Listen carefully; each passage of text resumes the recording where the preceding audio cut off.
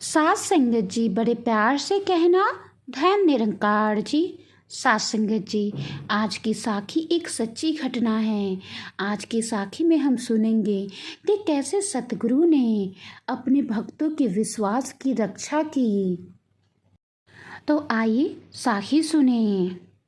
सास संगत जी, महाराष्ट्र की कल्याण यात्रा के क्रम में सतगुरु बाबा हरदेव सिंह जी महाराज जी को धूलिया पहुंचना था, जहां से सत्संग समारोह संपन्न होने के तुरंत बाद इंदौर के लिए रवाना होना था। इंदौर में रात्रि विश्राम के बाद अगले दिन दिल्ली के लिए प्रस्थान करना था।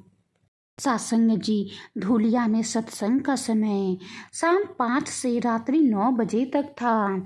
सत्संग शुरू हुआ और अनेक वक्ताओं, गीतकारों और कवियों ने अपने भाव व्यक्त किए। सत्संग भक्ति भरे माहौल से चल रहा था।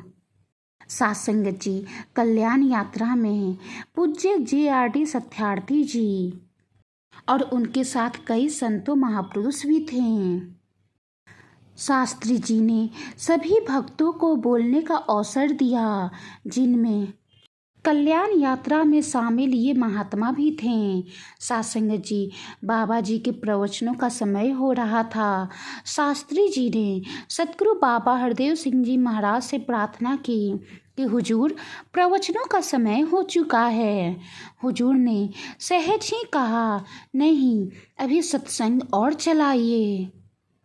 सासंग जी, थोड़ी देर बाद शास्त्री जी ने फिर प्रार्थना की कि हुजूर, सभी भक्तजन बोल चुके हैं, सभी वक्ता बोल चुके हैं, हमारे साथ आए महात्मा भी बोल चुके हैं, स्थानीय मुखी ने भी धन्यवाद व्यक्त कर दिया है। सासंग जी, बाबा जी ने कहा, जो हमारे साथ आए हैं इन्हें ही दोबारा बुलवा लो, लेकिन सत्संग और चलाइए। सासंग जी, साथी महात्माओं को दोबारा बुलाना आरंभ हो गया और इस दरमियान सतगुरु बाबा जी बार बार अपनी घड़ी देख रहे थे और सामने भी देख रहे थे। अभी आधा घंटा ही बीता था कि देखा सामने से 20-25 महापुरुष, जिनमें पुरुष और महिलाएं शामिल थे, तेज कदमों से बाबा जी के आसन की ओर आ रहे हैं। उन सब ने चरण स्पर्श करके नमस्कार की और वे सब जैसे ही बैठ गए, हुजूर बाबा जी ने शास्त्री जी से माइक मंगवाया और करीब 15 मिनट ही प्रवचन दिया और सत्संग संपन्न हो गया। सासंग जी, सुमिरन धोने के पश्चात सभी अपने अपने स्थानों के लिए लौटने लगे और जो 20 से 25 श्रद्धालु भक्त प्रवचन के लिए थोड़े समय पहले ही आए थे, उनमें से कुछ को जगत गीतकार जी ने पहचान लिया, क्योंकि वे ऋषि व्यास देव जी के साथ महाराष्ट्र के गांव-गांव में प्रचार के लिए जाते रहते थे। सासंग जी, जगत जी ने उन महात्माओं से पूछा कि सत्संग का समय तो 5 से 9 बजे तक था, आप लोग इतनी देर से क्यों आए?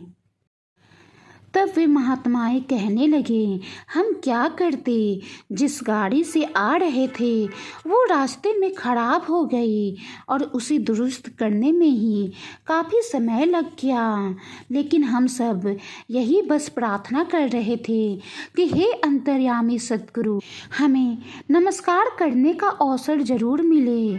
और बाबा जी ने हमारे विश्वास की रक्षा की, हमारी प्रार्थना स्वीकार की और हमें दर्शन और नमस्कार का सौभाग्य मिल गया।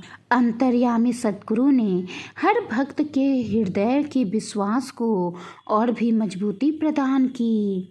सच में सतगुरु हर हृदय की पुकार सुनता है और उनके विश्वास और श्रद्धा को दृढ़ करता है। और सतगुरु ने हमारी लाज रखी, हमारे विश्वास की लाज रखी, हमारी पुकार सुनी और हमें अपने चरणों में नमस्कार करने का अवसर प्रदान किया। सासंग जी, संतों महापुरुषों ने सत्य ही कहा है कि भक्त के वश में है भगवान। सच्चे मन से भक्त अगर भगवान को पुकारे तो भगवान उनकी पुकार जरूर सुनता है।